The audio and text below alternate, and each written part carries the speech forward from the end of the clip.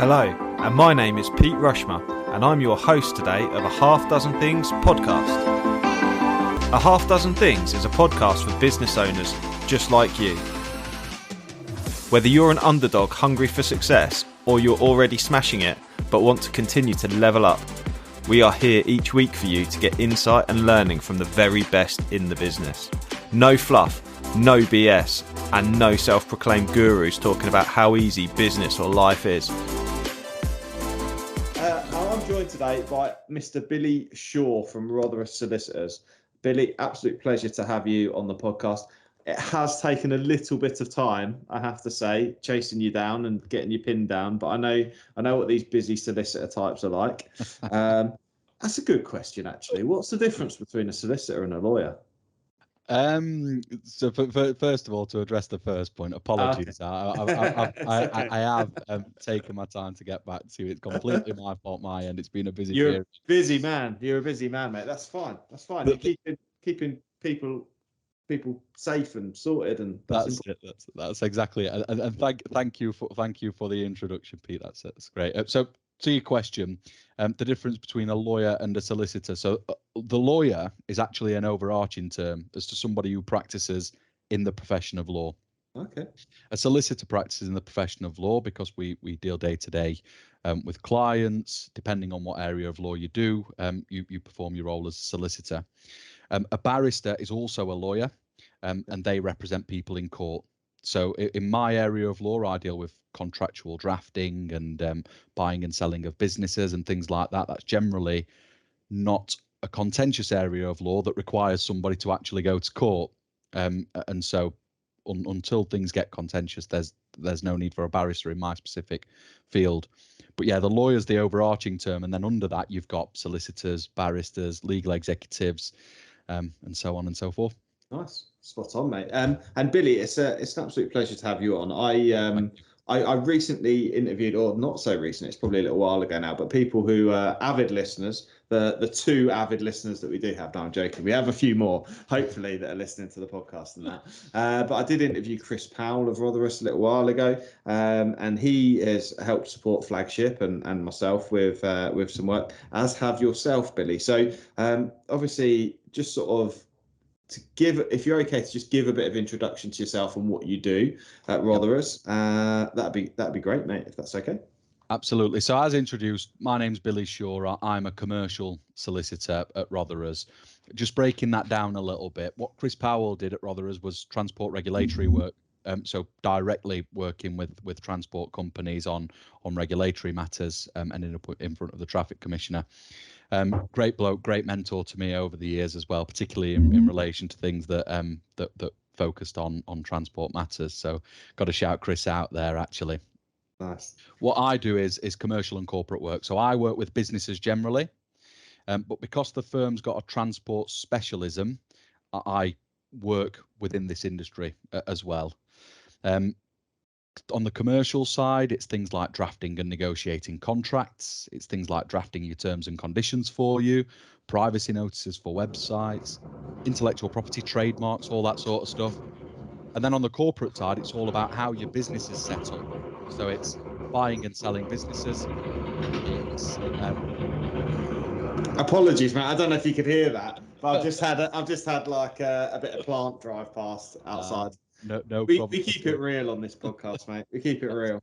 That's exactly the way it should be. So yeah, buying and selling businesses, company restructures, shareholders agreements, and things like that.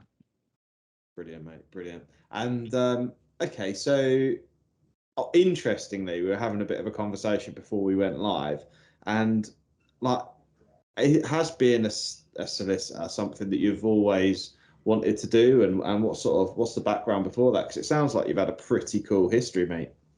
So I grew up on a council estate in Sheffield, starting from the beginning, and actually I always wanted to be a DJ. Believe it or not. Nice. I love it because you got the headphones, so you just need the decks, mate. That's exactly it. And I went to this youth centre. Where the idea behind it was a bit different from other youth centres, is they taught the kids how to DJ and produce music. After a bit learning all of that sort of stuff, I ended up getting pretty good at it, and they offered me a job doing the same sort of role, youth work. when I was about 16, just before sort of college. So I ended up falling into youth work, which I really enjoyed, because coming from an area which wasn't the most well off, it was good to give something back and make sure that the kids had something to do and all that sort of stuff. So I did that whilst I went to university, whilst I studied at college, because I always knew that law was probably what I wanted to do in the end. I didn't quite know what area of law. And so yeah, I was a youth worker prior to going to university. Went to university, studied law, ended up falling in love with commercial and corporate law, which is what I do now. And then once I'd qualified or got into a job in law and changed professions, I always wanted to sort of stay loyal to the cause of youth provision in and around South Yorkshire. So I'm also a trustee of that particular organisation in Sheffield and Rotherham. It's called Jade Youth and Community. Got to shout that one out as well. Love that, mate. Do you know what I say to people? And people think I'm nuts, but when I've made it, when I've used you to help us sell my business for millions of pounds at Flagship Partners, people say to me, what would I like to do in the long term? And if I had all the money in the world and money wasn't an issue, I'd like to teach young people and vulnerable, I would say, men who have families and those kinds of things, how to be entrepreneurs, how to be and run businesses. That is, like, I would love that more than anything else. That'd give me a really nice, warm, fuzzy feeling and feel like I was contributing. That's my aim long term, to be able to make enough money to not have to worry.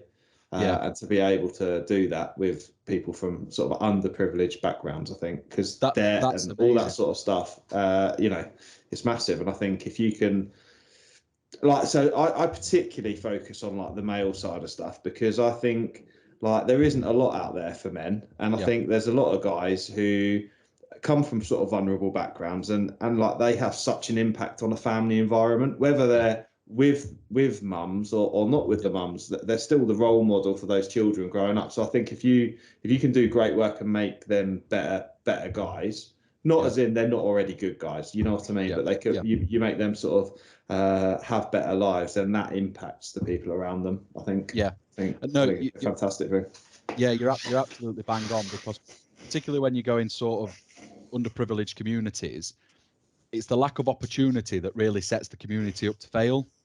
Because nobody's seeing opportunity, nobody's seeing actually you can do this, that, and the other, and actually you can really do great things in whatever you want to do. What they're seeing is there's no opportunity in this area, so the only thing that we can do is get a job that sort of pays average, try and tick the bills over, or we rely on the government, and unfortunately that happens in many underprivileged areas as a result of the lack of opportunity. So I love anything like that, particularly when it comes to entrepreneurship, because I also think that the educational system sometimes lacks on that point slightly, doesn't it? It teaches you core subjects that you need to get through, but when it comes to entrepreneurship, it seems to me like that's a bit more of an extracurricular type thing. Yeah. It's interesting. It's interesting you mention it, because so this afternoon, after we finish this, I'm actually off to a local secondary school to speak to the teachers about careers and about entrepreneurship and about how they can start to develop the careers conversations with the students at the school. So I'm looking forward to doing that. That's a little voluntary thing that I do, mate. So that's brilliant. That's excellent. So is that a local secondary school, is it? Or? Yeah. So I got myself roped into this program where I'm their I think I'm called an employment advisor. So as a local business person and employer in the area, I can go in and help support them. So a good example is they've got their careers fair. They've got their careers fair coming up. Now, prior to me previously, and I guess it just sort of shows the impact that someone in a small business can have. The careers fair was like 15 employers, I think, the last one. So 15 employers, and they were all like army, police, NHS, like big sort of companies. Organisations, And this time, since I've been the employment advisor and just been helping the school's careers person in there, we've now got 35 signed up for the careers fair. And there's amazing. A lot more. We've got like hair and beauty, we've got the RHA, we've got us, we've got a few smaller businesses as well, basically, like local employers as well. So you've got hopefully they'll be able to see like a broad range of different stuff and experiences, because I think showing the students that there's lots of different routes. So it's not just finish school, get your qualifications, work for a large organization for the rest of your life and maybe build your way up in that organization. It could well be finish school, start a business, achieve a mission that you want to achieve and build that business. Yeah, exactly. Could be exactly that, mate. Exactly. No, could well be, mate. I applaud that, Pete. Yeah, could well be. Brilliant. Yeah, appreciate that, mate. Thank you. No problem. Okay, mate. So we've massively digressed, but that's all good, right? So let's talk. The purpose of this call was really for us to talk about contract law, which is your specialism, right? Contract law, and particularly the application. So our listener base is largely transport managers, of which some will be employed internally within transport businesses and some will be external transport managers, some will be consultants, and some might just be safety specialists and that kind of thing as well. And I know you've got a broad scope in that you deal with businesses from any sector, whilst you do understand the transport sector, which is great too. So are you able, do we sort of start with talking a bit about what T's and C's and contract law is? Is that sort of a good starting point? Fine. So essentially what I'm going to focus on is more about your terms and conditions with your customers, if we say that, or customers or clients. So if you're a transport manager, that'd be the operator. If you sell widgets, that'd be your customer generally down the supply chain. And the reason you have terms and conditions is because without them, there's a whole raft of things that have not been considered as to how you're going to do business with that particular customer. So things just generally like payment terms, how long you're going to be in contract with them for, who's got the risk of any goods that change hands. That's a general one, obviously doesn't apply to transport management services. At what point do the ownership of those goods change hands? What happens if the customer's not paid for the goods and later on down the line, they never pay for them? Has ownership ever passed, and things like that? So without T's and C's, you're operating on just probably a conversation that's been had, I'm going to provide you these services and you're going to pay me on a monthly basis. That doesn't take into account how long the contract's going to go on for. It doesn't take into account how the contract's terminated. And it also doesn't take into account what obligations, quite importantly, are on the operator. So you have a contract drafted broadly just to make sure that you've got something in writing, and to make sure that the business decisions, the business model is actually reflected in writing, and all parties have got a particular intention that's reduced to words. And so whatever business it is, generally, it's always a good thing to have either a contract of some sort or terms and conditions. Specifically focusing on transport managers, though, which obviously a lot of your listeners will be, Pete, there's quite a few more things to think about, and focusing on external transport managers, because they're the people with the terms and conditions with the operator. Just before we go there, can I just ask a quick question, which is, at what point, and it's sort of relevant to me sort of as I consider it, so at what point do T's and C's become applicable? In that if I go into Tesco's and buy a sandwich, there's no T's and C's. I bought the sandwich. As soon as I go past that till, I've taken ownership of that sandwich. So are T's and C's best applied in service-based or product-based businesses, or is it B2B? What sort of, at what point do you think that someone needs to start considering the terms and having a set of terms and conditions? Okay, so it's both in all aspects. If you're somebody who provides products on a business to business or a business to consumer basis, you should have a set of terms and conditions, and that's also important when it comes to services.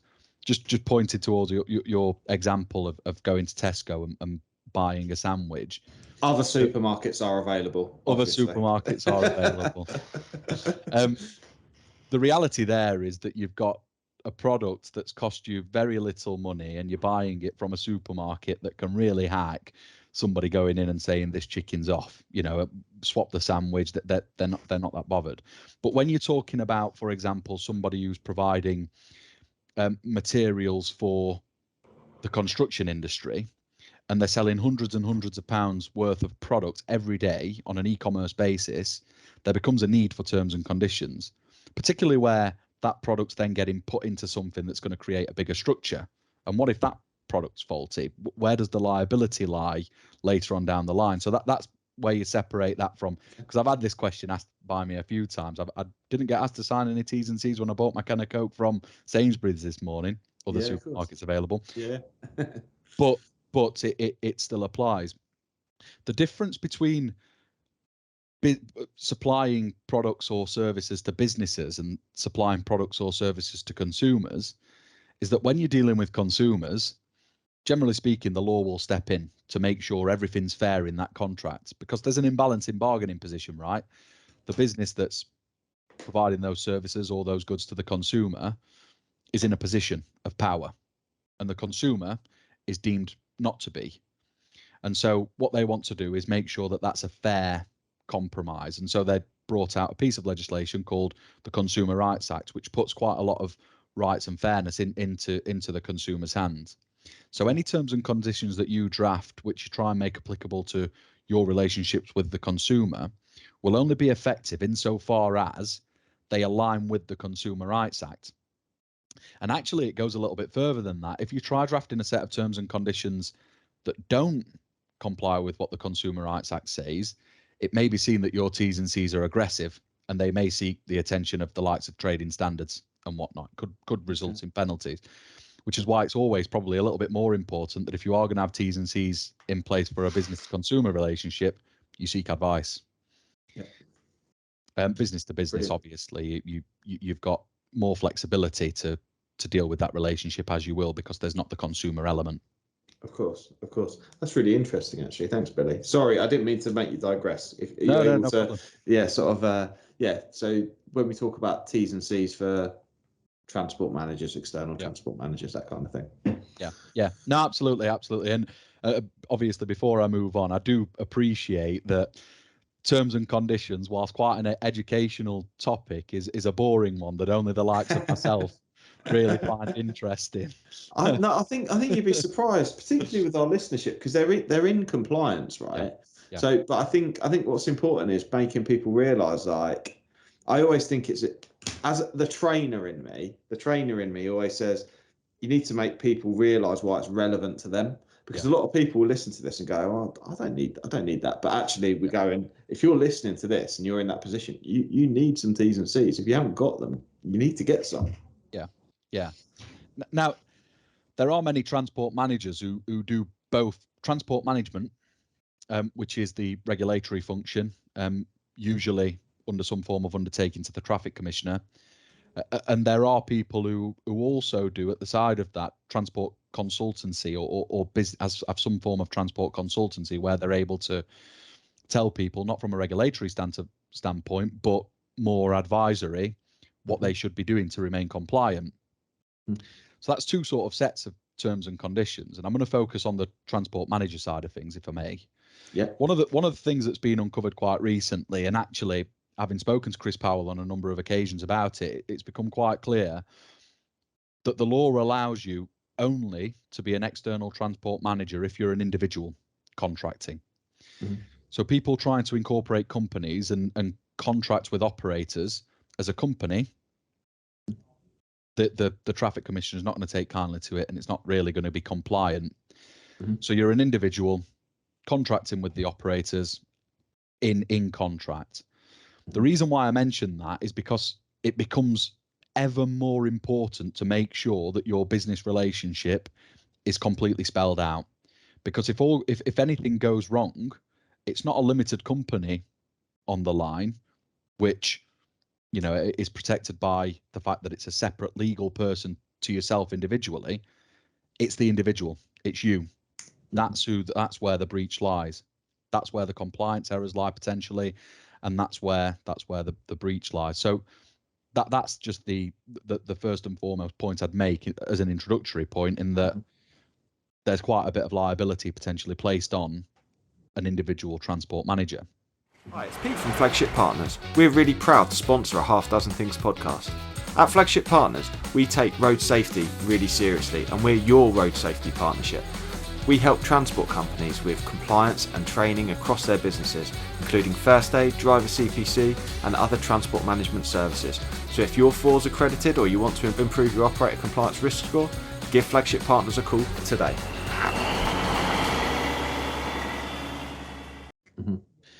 And obviously, like any other set of T's and C's, they deal with all of the commercial points that you've got to get right. Payment, how do you take your payment? Do you bill monthly in advance? Do you bill monthly in arrears? Do you bill after every job that you've done? Do you bill fortnightly? Do you bill weekly? Do you take deposits? That sort of thing. It all needs to be spelled out in your T's and C's anyway, because if it isn't, then one word against the other as to how payment's going to be taken. Is it 60 days, 30 days, all that sort of stuff? So that's the first thing. And there's all sorts of commercials like that. But one thing that I think is always very important to transport manager contracts is actually how long that contract's going to go on for. Because you'll know, as an external transport manager, you're limited into how many operators you can take, because the law thinks that actually you can only give attention to so many operators. And I think that's 4 over a combined fleet of 50 vehicles, right? That's correct. That's correct, yeah. Okay, so if you've courted a business for some time to be providing them your transport management services, you want to make sure that your bottom line's protected for a period. So you want to make sure that they can't just turn around and say, you've been with us a week, but thanks, but no thanks, because then income's just gone, hasn't it, by one of the operators. It's not like you've got loads and loads of customers that are going to be using you. That could be massively significant to your top and bottom line. And so the way that you can deal with that in a set of terms and conditions is make a duration clause in there. So this contract's going to be for a period of 3 months, 6 months, 12 months, and you're going to be obliged to pay me for 3 months, 6 months, 12 months. So that's one way of saving that. That's sort of a mechanism of making sure that you have got a contingency plan in place if somebody is making noises that actually this relationship's not right for them. Yes. One thing I would just put as a caveat on that doesn't mean that you can enter into a contract with somebody for a period of time, breach that contract, and then expect it to still remain effective. The law just won't allow that. If you breach it, that there will be ways to get out of it. Yeah. But that's one thing. It's duration of contracts, which I always find quite interesting, that without T's and C's, you've just not got that protection, particularly as a transport manager. As I say, it's not like you've got a massive amount of customer base that you can go to, and potentially, you've liaised with a particular customer for quite a long period of time to get that contract in place. It'd be a shame if that bottom line could just be wiped straight away. Absolutely. So that's essentially the first point that I'd make is the duration of contract. Okay. Have you got any questions on that point? Yeah. So I think that is really interesting in that essentially what we're looking at for an external transport manager who then operates as a transport consultant is potentially 2 sets of T's and C's. Yeah. If they're operating as a limited company as a transport consultant. And then the other big bombshell is obviously if you're operating as an external transport manager under a limited company, which a lot of people are, then strictly speaking, and I guess that's sort of let's just explore that a little bit, because I know I've had some advice on that. So if you're an external transport manager operating as a limited company, that there is an issue there, because the contract will state that the operator is dealing with the limited company when actually it's the individual. That's kind of like a breach of contract, isn't it, so to speak? Yeah, specifically, yeah. I mean, when it comes to regulatory matters, I'd have to sort of defer to our transport regulatory team. But as far as my understanding, that the mischief behind the legislation is, the thing that the legislation tries to help and obtain is, if you're a transport manager, you're an individual, there's some person there that you're dealing with, and it's that person that you're dealing with. If you're dealing with a company, then the likelihood is that person can be interchangeable, anybody within that organization. And that's what the regulator doesn't want. Yes. I think that's one of the reasons why the regulation's in place. But bottom line is, you're dealing with an individual. And so when somebody purports to be a corporate transport manager, the likelihood is that contract's just regulatory, not sound. Yeah. No, that makes sense. So if a contract, for example, is between the individual and the operator, so say the contract is between the individual and the operator, but the operator is paying a limited company for that service, that's essentially a breach of that contract as well, isn't it? Because the contract needs to be between the who's being paid and the operator. Yeah, well, there's quite a few issues with it. The law will look to circumstances as to where a contract's in place, and one of the indicators as to there being a contract in place is to where the money moves, right? Okay. So if money goes from the operator to a limited company, the law may well find that there's a contract in place there for transport management services, which from a regulatory point of view isn't right. Yeah, perfect. That so makes there's no real way around it. Okay, bro. So moving on from there then. So the next step is to look at the T's and C's around the limited company, doing business with a limited company as a consultant. Yeah. So terms and conditions from a limited company point of view, when it is essentially providing services. When you're a transport manager, you've got a regulatory duty to an extent, and you can be held liable for certain failings of the operator because you're a transport manager and you give certain undertakings. And so there's a need to make sure that that's all dealt with in your terms and conditions or contracts. Mm-hmm. So if you don't mind me just talking about that bit first, and then I'll move on to the other stuff, if that's right. That's absolutely fine. Yeah, absolutely. And could you just define the difference? So we're talking about T's and C's and contracts. They are two different things as well, aren't they? Yeah. Terms and conditions are your standard document, which includes a load of text on there, which you'd provide to somebody with a purchase order, that sort of thing. A contract is something that's headed contract, signed at the end, similar to an employment contract, that sort of thing. Perfect. Your terms and conditions ultimately will form part of a contract. Yes. Okay. So another thing that I think is quite important specifically to transport managers is obligations, for the reason that I've just mentioned. Unlike as a consultant, you've got various obligations in regulatory law to ensure that your operators are compliant. And some failings of the operator, if it's found that the transport manager was negligent in performing those duties, the transport manager could be on the hook. So from my point of view, when I'm drafting contracts, I'm always thinking, well, what obligations can we put on the operator to make sure that they are listening to what the transport manager says? Because there's always a conflict, right, between the operator and the directors of the operator and what they want to do, and the transport manager trying to fulfill their regulatory duties. There's always the opportunity of a conflict to arise there, and most operators do want to remain compliant, but in many respects, there may be a decision to make on their part because it hurts their pocket, and the transport manager is potentially then in a difficult position. Absolutely. So one of the points that I'd make on that really is to actually contractually oblige your operators to listen to the advice that you're giving, and to follow the advice that you're giving, provided that you're giving it so that the operator can remain compliant with their obligations. Because if they're not doing that, potentially it's putting yourself at risk as a transport manager. Which brings me on to our next point, which is all about termination rights. Okay. If you've got a contract for 3 months and you're providing advice to an operator and that operator's not following your advice, and you're thinking to yourself, well, this potentially is putting me in a bit of a sticky position here because I'm under a regulatory obligation to make sure that they're compliant, for example, you're going to want the opportunity to walk away from that business to prevent yourself from any harm right, absolutely. in the future, both to your reputation and to your ability, in some cases, extreme cases, to act as a transport manager. And so you come on to termination rights. And how I've dealt with this before is said that there is an obligation on the operator to follow the advice, provided that it's reasonable advice, of the transport manager. And if they don't, then the transport manager can terminate the transport management contract and walk away. Perfect. So that's why I think it's quite important that there's so much liability rested on you personally. It's not just contractual liability that a business can sue you if it all goes wrong.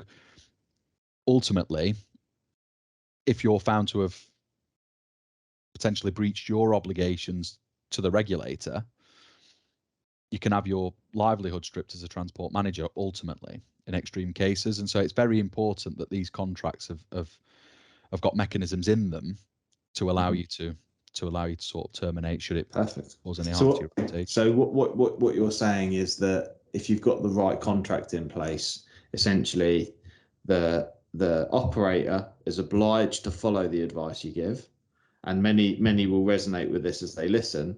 If the operator then doesn't follow the advice that's been given, you can then terminate the contract, but you can continue to be protected by the contract, in that if you're signed for 3 months, they will still need to pay, even though they've breached their contractual duties. Well, that's a sticky area. Okay. If they were obliged to continue to pay you, even though you're not providing any services, if that went to a court, say on a debt recovery matter, the court's likely to say, you've not provided them any services, you've cut your losses, you made a decision to cut your losses because you didn't want to harm your reputation. That there shouldn't be anything payable. But obviously, there may well come a point where you want to sort of walk away. Yeah, absolutely. Okay, that's good to know. Okay, Brill. So, what else would a transport manager need to think about then, Billy, when it comes to making sure that they've got proper coverage from a contractual point of view? So the transport manager's under quite a lot of obligations when it comes to the regulatory side of things. So that's the overall point, isn't it? And it's always good really to spell those obligations out so that also your operator knows what obligations you're under. Because you've probably all been in situations where a director just thinks that you're sort of being a little bit pushy on the regulatory side, but they don't quite understand that you're under these obligations yourself. So we quite like to spell out those obligations in the contract as well, so that it's easier to sort of explain to your to your clients, your operators. Yeah, that's another thing. And then, as I say, commercially, payment terms, provision of services, what level of service you're going to provide. But a lot of that really is governed by what level of service you have to provide under your obligations to the regulator. That's unlike terms and conditions that relate to transport consultancy, which is a core commercial matter between two businesses, which I'll come on to.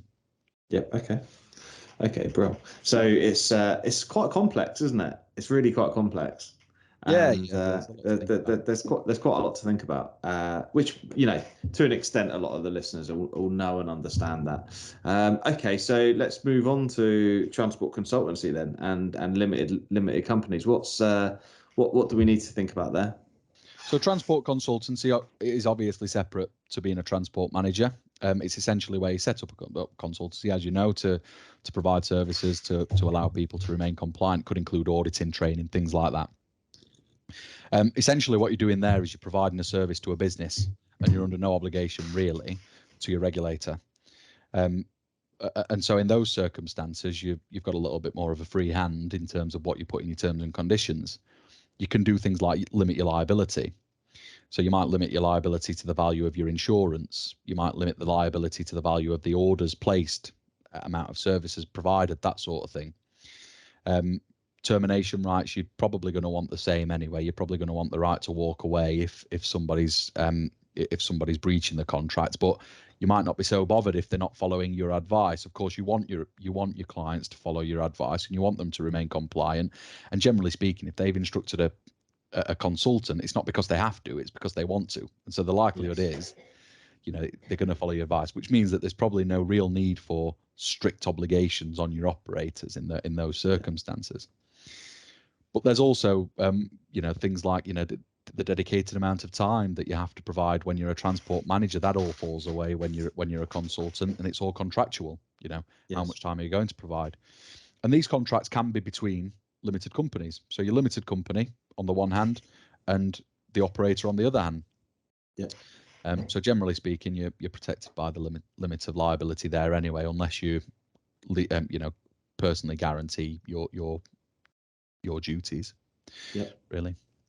Okay. Another thing that I'd say as well is it comes down to standard of service.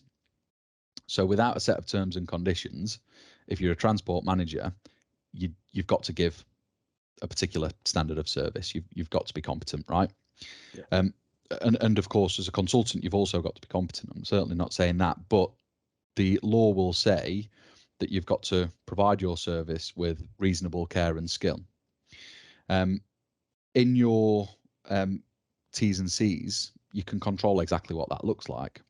And that's not to set the bar really low, because of course that probably has a commercial effect on whether your customers want to accept your T's and C's. Because if you're saying, yeah, I'm going to go into business with you, but I don't have to really do much for my money, it's they'll tell you to tell you to get lost, won't they? But they're going to find someone else to do it, won't they? Yeah, well, exactly. But you can control if they've got an issue, they should come to you, and that's not what the law says, but that's what your T's and C's might be able to say. And they've got to have a chat with you about it, and you've got to try and rectify it. You've got to have the opportunity to rectify it, and things like that. Perfect. That's really, really good. So are we saying then that a transport consultancy who also does external transport management, so a transport consultancy standalone that doesn't do any external transport management, that will be one set of T's and C's, and it will be one contract, and that will be for retained services, and that might cover a range of different services, including training, transport consultancy, anything like that. However, what I'm understanding is that limited company to limited company, that's kind of your business T's and C's and your contract. And then as an individual, if you do external transport management work, that is slightly different. It does need accounting for on a separate basis to the rest of your business activities, and you need to have it needs to have its own set of documentation to help support that. That's certainly advised from our point of view for the reasons stated. It's just, I mean, even when it comes down to how long your contract's for, what your retained services are for, if you're a consultant, you might well have got quite a lot of opportunity for fallback. But if you're a TM, straight away you're limiting yourself to 4 operators for 50 vehicles in total. So you've got to really think about how commercially you make that work. And then when it comes to obligations on the operator, obviously that becomes far more important. And so you need to make sure that your contract accounts for that. So from an advisory point of view, we'd certainly advise 2 sets of T's and C's that cover both. Brilliant. Okay, so I guess like just some more generalized questions then. So you do this service. What's like the most tricky business that you deal with? What's the most tricky type of business or industry that you deal with for terms and conditions and contracts? That's a difficult one. I mean, I would, because we like to think we're tricky in transport. We like to think we're the trickiest type of business. But I was just interested to see if you can dispel the myth. Well, I'll tell you, in terms of the content of the terms and conditions, we've always got to think about the regulatory side, which helps because we've got a transport regulatory specialism department, right? And not many firms have got that. So if somebody in the transport industry goes to, any firm without a transport regulatory department, then they may struggle to draft you a set of terms and conditions that are suitable to your business. Yeah. So from that point of view, it's tricky in terms of the content because it requires the heads of more than one person. It doesn't just need a commercial lawyer. It also needs somebody feeding in on the regulatory aspects. But I'd say that goes to any regulated industry. If there's a particularly regulated industry, so insurance brokers by the FCA, that sort of thing, then those T's and C's would be tricky as well, because you'd have to consider that regulation. Whereas if you're working for somebody who provides landscape gardening services, which isn't a regulated industry, not particularly, then the T's and C's would be a lot more straightforward to draft. Makes sense. But in terms of the client base, obviously I've worked with quite a lot of people in the logistics industry, and it's always a pleasure to work with people from that industry, because obviously people are just amenable to the advice. They accept the advice and are grateful for it, as opposed to sort of trying to find ways around the advice potentially and things like that. So I like working within the logistics. I think that's one that, in a way, because there's regulatory guidance, it makes things a lot simpler to an extent, doesn't it? Because it's there. These are what we've got to abide by. These are the duties. These are the expectations. It's actually really quite clear, which kind of simplifies it a little bit, doesn't it? I suppose, as you use the example of a landscape gardener, they they're going to go, oh well, my mate doesn't do that, so I'm not sure I need to worry about that. Let's not worry about it. It makes things a little bit more complex, doesn't it? So I've had clients previously come to me and say, well, my competitors, this business, I've gone online, I've found their T's and C's, I'm copying them, and that's going to save me X amount of pounds. Now, that's fine, and hopefully for that particular person, those terms and conditions or contracts suit their purposes. But every business these days is different. You know, even if it comes down to the nitty gritty commercial side, it's not really about what you do. It's about what you do in business, and how you undertake business and things like that. So yeah, we'd always advise have somebody sit down with you, discuss your business model. That's led me on to a great question, which is a lot of the listeners will be on Facebook forums where they share a lot of stuff. Now, when it comes to T's and C's and contracts, there's a few external transport manager contracts that are kind of kicking around, and they're available in the documents section of some of these Facebook groups. What sort of advice have you got for people if they're willing to sort of go, oh, do you know what, I'm going to save a few quid and do this? What's the risks involved in doing something like that?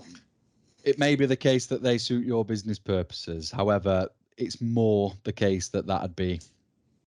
They may never have been drafted by a solicitor in the first place. They may well have been. They may well have been. Oh no, but they may not have been as well, might they? Oh no, got you. Obviously. Yeah. Well, exactly. So they might not have been drafted on advice. And I think the more important point is every set of T's and C's we draft, we sit down with a business and we discuss their business model. And I'm yet to find a set of T's and C's that I've been able to replicate from one business to the next. And I've done loads of them, which says everything that I think you need to know about how different your T's and C's can be from one transport manager to the next. You may have different considerations, but you may have different things that you want to protect. You may have completely different payment terms. You may have, you may have different obligations that you want to set out. If you're a consultant, you may have a different attitude to risk. You may have different levels of insurance and things like that. And it's all of these things that really fit into what your terms and conditions look like. Now, I'm a lawyer, so I appreciate I've got a vested interest in people coming to me and asking for their terms and conditions to be reviewed or to be drafted by myself. I guess just from that point of view, just, you know, I'm sure Pete will circulate information of myself to anybody who wants to have my details.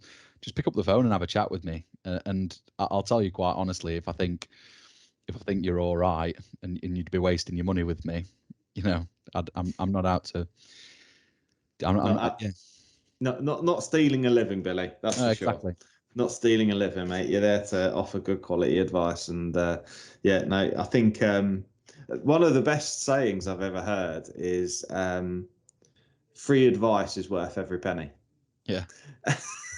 And I think that's yeah, exactly right. Yeah, exactly. And I think sometimes it is interesting when you look at the mindset of, like, you know, I'm not going to sort of belittle anyone, but you know, if we as consultants, let's take the consultancy role rather than looking at the external transport manager's role. But if we look at a consultancy role, we want to charge people good money for advisory services. We need to be advised by the very best people to be able to then offer the best advice as well, if that makes sense. And I've always seen it that way, that you know, if you're going to, you kind of need to walk the talk. You know, it's all well and good offering services and offering advisory services, but you need to be able to sort of take that advice yourself, develop yourself as well, and sort of invest in making sure that you've got the right backing as well. Yeah. Because otherwise you can come a cropper. Yeah. Well, that's the same to be said for everything, isn't it? Really, whether it's accountancy, legal, or you know, business in general. Surround yourself with people who are going to mentor you. Yeah. Really. Definitely. Billy, you've been an absolute star. I've really enjoyed having you on. I've got one final question for you, mate. One final question, and that is, I'm a big fan of People Just Do Nothing. I don't know if you've watched it. Oh, mate, unbelievable. Former DJ who's not watched People Just Do Nothing. It's Corrupt FM. Okay, you'll have to watch it on iPlayer. It's very funny. Yeah. It's Corrupt FM. You've got these guys on a DJ doing like garage type stuff, garage type music, and it's just brilliant. I was just wondering what your DJ name was. Was it DJ Billy Shaw, or did you? Yeah, it was. Yeah. I just thought DJ I want to rename you to DJ B Shaw because I Yeah. think that's brilliant. B Shaw, contact Billy Shaw. Let's do it. I haven't. To be fair, funny story. I haven't DJ'd for about 8 years, right? So I've not done it for a long time. But I'm actually playing this Saturday a weekend thing. So I'm slightly nervous. Probably going to mess up umpteen times. And no one's going to know, mate. No one's going to know. And no one's going to know. And no one's going to know unless the music comes off. Yeah, that's exactly it. But I really like that. I think that should be your new slogan. Be sure, Billy Shaw. Well, if the flyer hadn't already been printed, I'd be suggesting it. Brilliant, mate. Brilliant. I really appreciate all your help and support. If people want to get in contact with Billy, you can find him on LinkedIn. You are on LinkedIn, aren't you? Yep. Rotheras, if you search them up and have a contact, you can obviously give them a call on the main line and get in touch with Billy that way as well. Yeah, is that it, Billy? Is there anything else? Have I missed anything? No, not from my point of view. I've covered everything that I wanted to. Just thanks for having me, Pete, and thanks everybody for listening to me harp on about terms and conditions. Love it. And yeah, I hope you've enjoyed it. If you have, please do let us know. Drop a comment in. What have you got in the way of terms and conditions and contracts? And yeah, have a think about it. Anyway, it's wonderful to have you on. Thank you very much, Billy. I really hope you loved today's episode, and if you did, please make sure you subscribe and listen out for future episodes too. Please do share it across your social media channels. We hope to reach more and help more people. If you want to find out more about me, my name's Pete Rushmer. You'll find me across any social media channel and my business, Flagship Partners, and we're your partners in success across your business. Thank you. See you again soon.